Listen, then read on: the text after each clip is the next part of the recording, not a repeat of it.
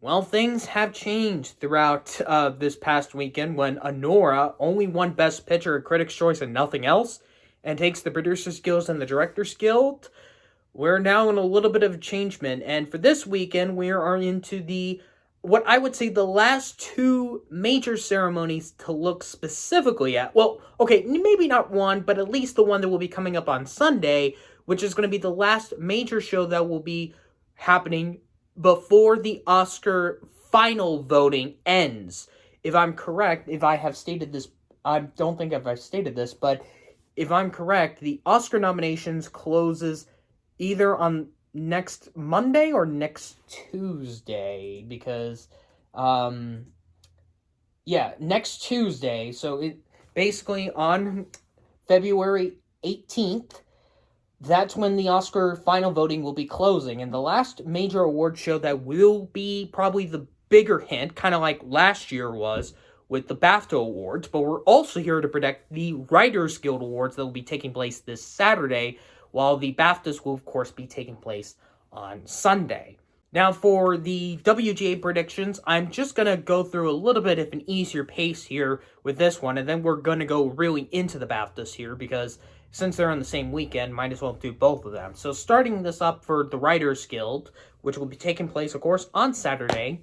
For documentary screenplay, it's interesting that 3 of the 4 nominees have high profile subjects, Of course, you got Jim Henson Idea Man, which of course is about Jim Henson, Kiss the Future, which is about U2's concert in Sarajevo, and Martha is of course about Martha Stewart. With that being said, I'm going with the one that doesn't have, the one that is the less profile one, or should I say not the high profile subject, and go with War Game. Because I actually did watch Jim Henson Idea Man when it did came out, and like some people, I do found it that Ron Howard almost copied what Defunctland did, like Kevin Perjurer and his guys did with the Defunct TV miniseries with Jim Henson, which worked so well. Also, I know there's also animation look back The Muppets, which you guys really need to see, like both that and the Defunct TV miniseries on the Defunct TV miniseries on Jim Henson is kind of similar to what Jim Henson Idea Man was. Animation look back The Muppets goes more on the perspective of Kermit the Frog's journey. So I just want to bring that up, but I do recommend you check out both Defunct TV miniseries on Jim Henson and Animation Look Back The Muppets if you have not done so. Even though Jim Henson Idea Man is the legit high-profile one, I think they're going to go with the less high-profile one with War Game. Adapted screenplay, it's obviously between A Complete Unknown and Nickel Boys. This is definitely going to be a Nickel Boys thing. Now, I know A Complete Unknown is like a big guilt thing. If it does take this, oh gosh, then that's... Because obviously our main frontrunner, Conclave, is not here, of course, since it had been ruled ineligible. And we only have got 2 of the Oscar nominees here. And since Complete Unknown is just basically just all the music that is just in the script, maybe you can even say the same thing with Wicked. Even you can say this even though it was ineligible, Emilia Pérez. Go with the one that actually makes the most sense of writing, and that is Nickel Boys. Especially since, of course, although, James Mangold does write A Complete Unknown, but obviously, it, like I probably have stated either in the Globes or, Critics' Choice, or my final Oscar nomination predictions, or somewhere in December, that it is rare nowadays that a movie wins a screenplay that is not written by their director. And the last time that happened to the adapted side was Call Me By Your Name. So if Nickel Boys does win this and the BAFTA next weekend, that Conclave is in trouble. Especially since Nickel Boys got that nomination for Best Picture of the Oscars. And for original screenplay, even though he weirdly did not win at the Critics' Choice, I think Anora is obviously going to do this, because if the guilds are obviously going to take to both Anora for PGA and DGA, I think the Writers Guild are going to follow that up for Sean Baker. So this where he will finally get his screenplay win. Unless if he doesn't, and that would be kind of shocking if he loses both that and BAFTA, because the Substance won at Critics' Choice, and if the Substance does take BAFTA, and Anora does take here at the Writers Guild, obviously we're not going to know where the two are going to be at, because of the course of the Substance is ineligible here. But if Anora loses both its screenplay prizes at the over this weekend, that is not a good sign for it, at least in this category, because if it is going to try to be a strong Best Picture frontrunner, it still needs it to be in there. So with the Writers Guild out of the way, now we are finally going into the main subject, which of course is the BAFTAs that will be taking place Sunday, basically early afternoon, somewhere around our time here in the East Coast, unless if you are British, and probably one of the only shows that it's impossible to get on television, even though I don't watch it. So yeah, that's what we're going to be doing. We're going to be doing all the categories, even though the awards expert does not have, like, the short films or the EE Rising Star Award or the Best Children's and Family Film in their app. Kind of similar to WGA, where they do not have Best Documentary Screenplay for some reason. So we're going to start this up with the one that was voted by the British public, the EE Rising Star Award. Now, it would make the most sense, since she is not really big in the Best Actress category, at least at the moment. You would think Mikey Madison would be the go-to choice, but I did a little bit of my research, and there have only been 2 American actors or actresses in general that have won this before. Shia LaBeouf and Kristen Stewart. All the other American actors that have ever gotten nominated here, they never win. It's always a British person or somewhere in Scotland or Ireland. So with that, I didn't choose Mikey Madison instead, because with the movie somehow showing up a lot on the BAFTA long list, I think they're going to get this to Marissa Abel. Even though Back to Black wasn't really that praised, it just feels like that's probably the one they're easily going to go to. Best British Short Film, obviously none of these were not at the Oscar shortlist in general, even though I'm looking at the Wikipedia page, the very end is the only one that has a page. But just for a random guess, I'm going to go with Rock, Paper, Scissors. And then for Best British Short Animation, this is an easy one. Wander to Wonder. Not also it's the only Oscar nominee here, but it also did won the Annie Award this past weekend, even though the Annies are kind of pointless in recent years because of the bias they have. But at least with that category, the shorts are kind of a little bit notable because they did nominate 3 out of the 4 Annies that were on the Oscar shortlist that showed up at the Annies. The other ones being Beautiful Man and Yuck. But I think it's going to be Wonder to Wonder here. On to the technical categories. Some of these are going to be pretty easy. Makeup and hair, that's 2. I don't think that's not going to be a massive point. Costume design, Wicked. Production design, I actually almost did consider The Brutalist here because it might be more of an industry thing. But since the production designer and set decorator are from Britain, are British, yeah, I'm going to go with Wicked because of the British skew. So I'm just going to say that. Now let's talk about something here for Best Original Score. Okay, so obviously Challengers won both the Golden Globe and Critics' Choice. Didn't make it in the long list here at BAFTA, and of course it wasn't at the Oscars. So it's right now a toss-up between, I would say, The Brutalist, Conclave, and Emilia Pérez. I feel like since obviously they do not have a Best Original Song category, I know it's going to be odd, but I think there might be a lot of international members that might do like Emilia Pérez more so than a lot of American voters. So I'm going to give this to Emilia Pérez barely. If it does win this, then I think it's going to go win the Oscar. Unless if I'm mistaken, but I think I'm going to go with Emilia Pérez.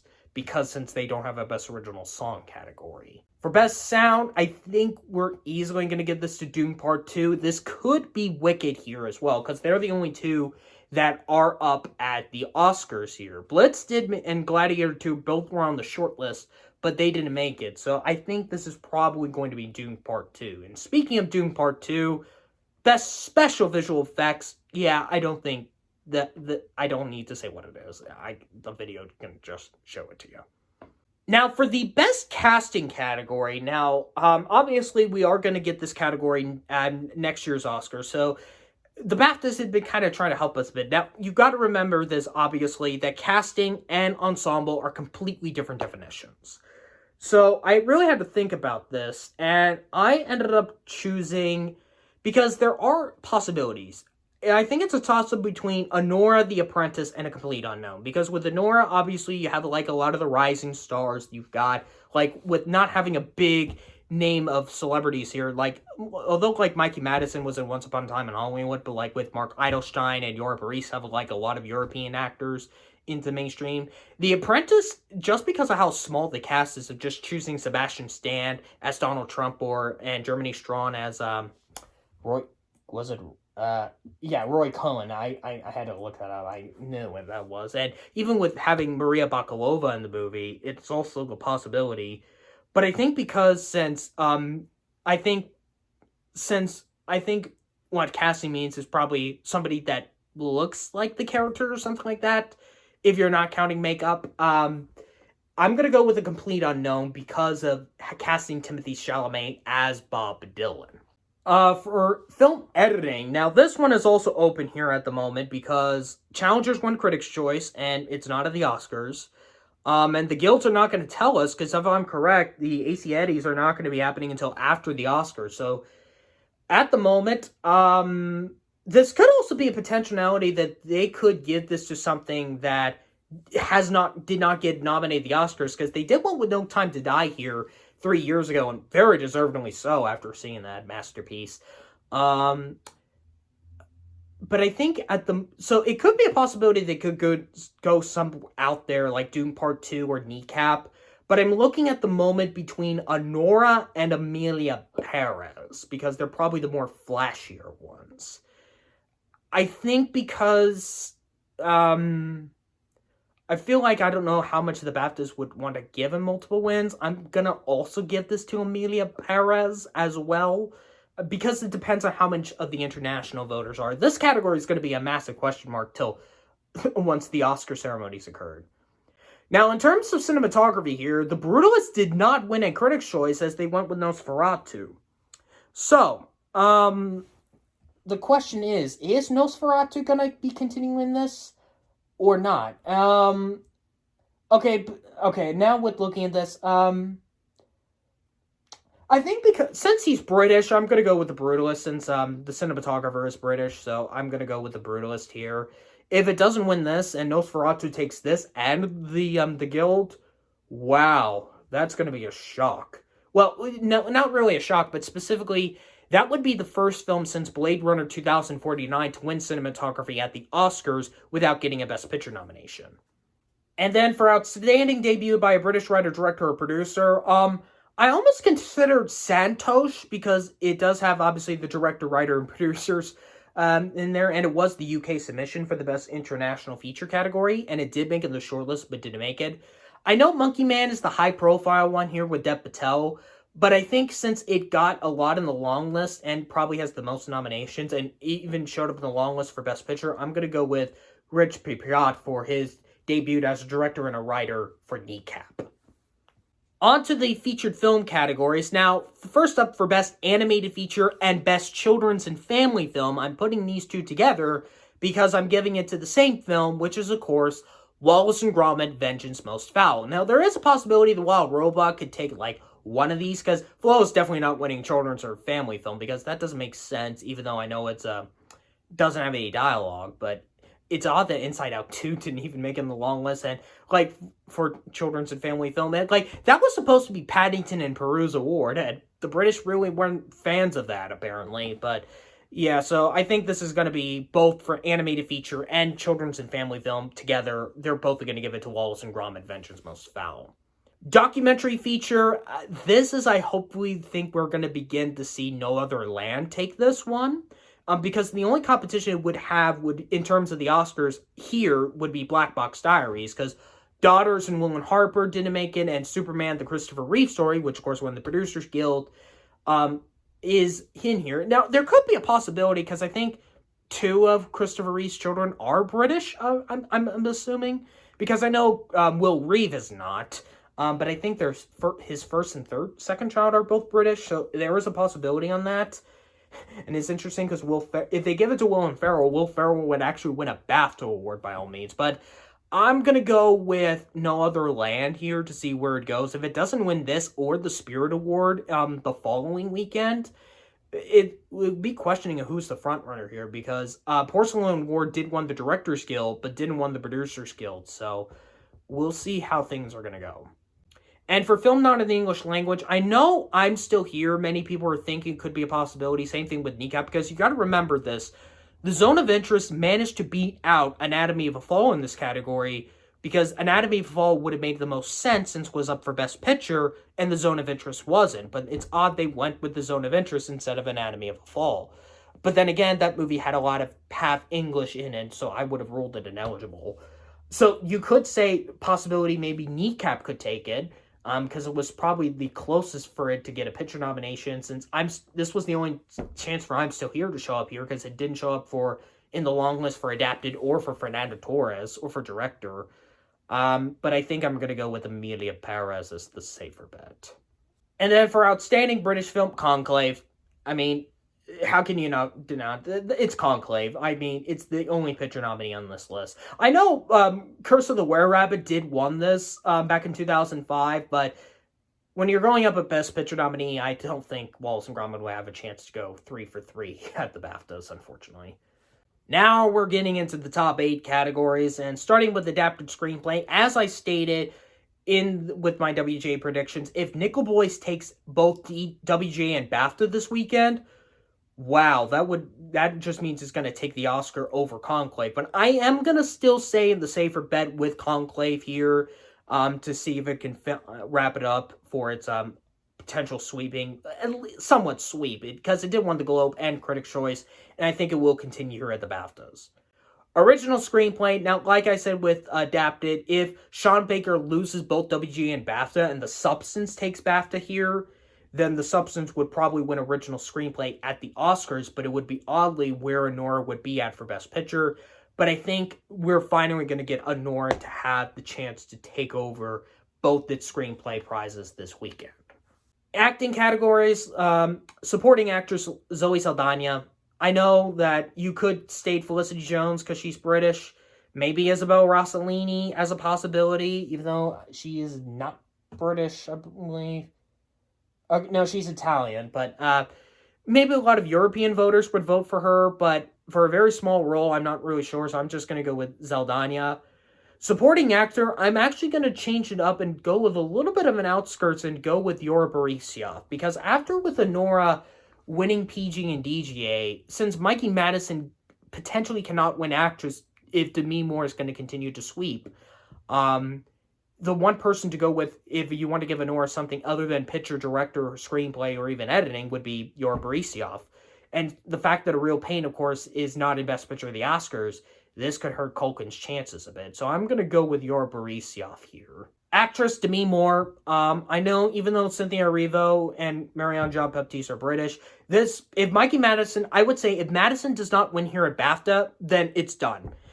Because with Demi Moore, obviously, not just with her winning both at, even the Globes and Critics' Choice don't really matter as much, but with the makeup and hairstyling category, that's going to be the thing what's going to make Demi Moore continue to win. Because with the makeup category, as we have seen, of course, with Chastain, Fraser, and Stone for the past 3 years, that's going to happen, of course, continually. So the makeup category will bring Demi Moore to fully sweep this season. So if Mikey Madison wins this, then we're in a neck-for-neck battle between the two. But I still think Moore would be more stronger, unless if Anora does get more stronger if Madison takes SAG and BAFTA. But we'll have to see. Now, for Best Actor, this one, I'd still say it's open, because as we saw, the Brutos got a really bad luck throughout this past weekend. Not just only winning for actor at Critics' Choice, but losing both PGA and DGA. And as you can see, I'm not having the movie doing well here, because I only am predicting it for cinematography, because the cinematographer is British. Now, Brody obviously did not win here for The Pianist, so there is the possibility. A Complete Unknown is in for Best Picture, so there is a possibility of Chalamet winning this, because a lot of people do have Chalamet out front at SAG. Even though I don't think the wins at SAG are going to help much, because the Oscar voting would already be done by the time of the ceremony. Now, when I looked at Ralph Fiennes' history of the BAFTAs, he did win his first one for his first nomination for Schindler's List, but he has yet to win for the lead actor. So with that said, I am actually going to go and pull the British curveball and go with Ralph Fiennes here, because although he has won before, but he has never won for leading before. So I think they're going to get... He has been nominated a couple of times for leading. I think it was The End of the Affair, The English Patient. I forget what was the other one he was up for.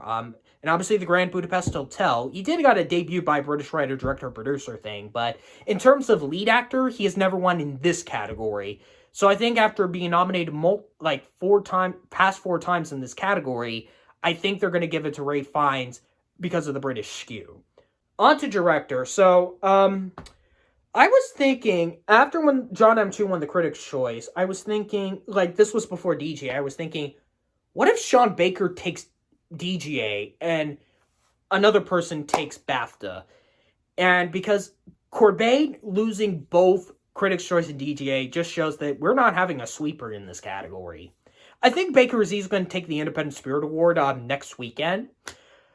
But this is one category I've been kind of thinking how much of the international voters of the Academy that is not American voters, but how much of the BAFTA wins are going to carry over to the Oscars, as we saw what happened last year.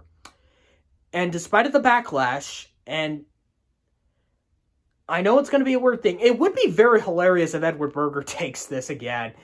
Like 2 times in a row he wins this without getting an Oscar nomination. I don't think he won't go 2 for 2 here. I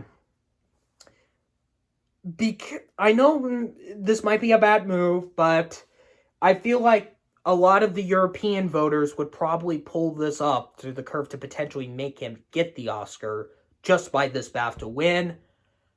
I'm going to go with Jacques Audiard. I feel like a lot of the European voters, despite of the controversies going on throughout the movie, and despite how bad he did on his research and not getting any Hispanics, I think kind of like how when the BAFTAs really took all in on All Quiet on the Western Front, they're probably not going to care about any controversies without Emilia Pérez, unfortunately.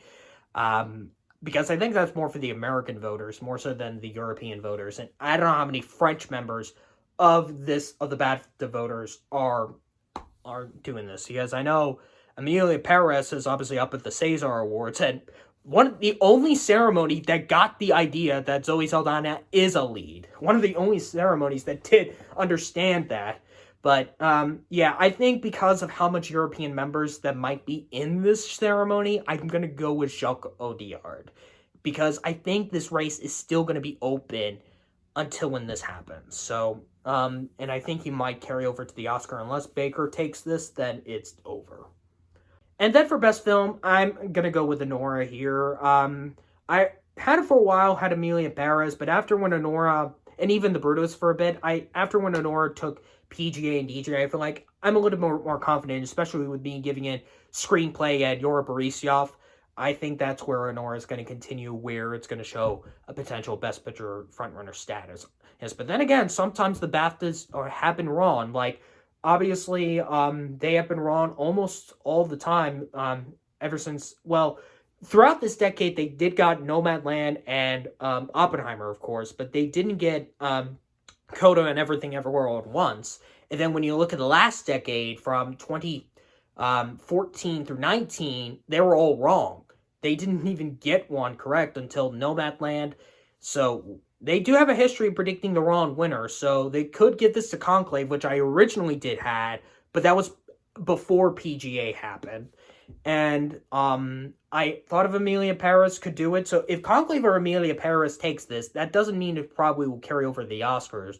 That probably tells us they're either one of the two is probably second place for Best Picture at the Oscars. So I'm going to go with the safer bet and say Anora. So with that said, that kind of wraps it up. And by the way, BAFTA Fellowship Award will give it to Warwick Davis, and British contribution to cinema goes to Media Cinema. I don't know what that is. I think that's a chain, a cinema chain in the UK. I'm guessing. Yeah, I don't want to look it up right now. So yeah, that kind of wraps up my predictions for the Writers Guild and the BAFTA predictions. So if you want to, of course, follow me along, hit that subscribe button and follow me on the Awards Expert app. Next weekend will be the Screen Actors Guild and the Independent Spirit Award predictions before the Oscars weekend.